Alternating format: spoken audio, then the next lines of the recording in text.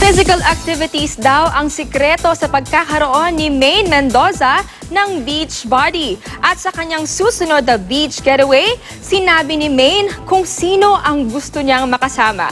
Ichichika yan ni Katati Bayan. After her Maldives trip at Batangas getaway, Hawaii naman daw ang next dream destination ni Dab Smash Queen of Dabber Cats Maine Mendoza. Hopefully daw ay makasama niya ang katandem na si Pambansang Bay Alden Richards. Hawaii. Hawaii? No, next. Sama ka.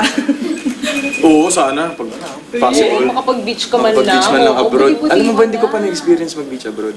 Talaga ba? Tara na. Kasi si Maine, doon niya na-express yung sarili niya pag nasa beach siya most of the time. So, pag ganun kasi happy siya pag ganun nandun siya sa ano niya comfort zone niya Marami ang napawaw sa kaseksihan ni Maine in her recent pink swimsuit photo.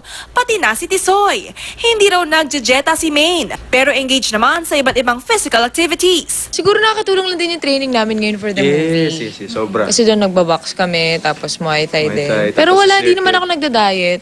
Habang patuloy ang bonding ni Alden at Maine, meron daw nagtatampo. Si Baby Baste. Ayaw daw kasi ni Baste ng uyab. O yun daw ligaw ang nangyayari kina Alden at Maine. Nagulat lang kami na ganun yung reaction. Nung tinawag namin siya, bigla na lang kami inarapan Ganda ng irap. Ang ganda ni... Just talagang lumalayo Bash, bati na tayo. Ano na, bawal na mag-uyab. Di na uyab. Dili na uyab, ha? Katati Bayan, updated sa Showbiz Happenings.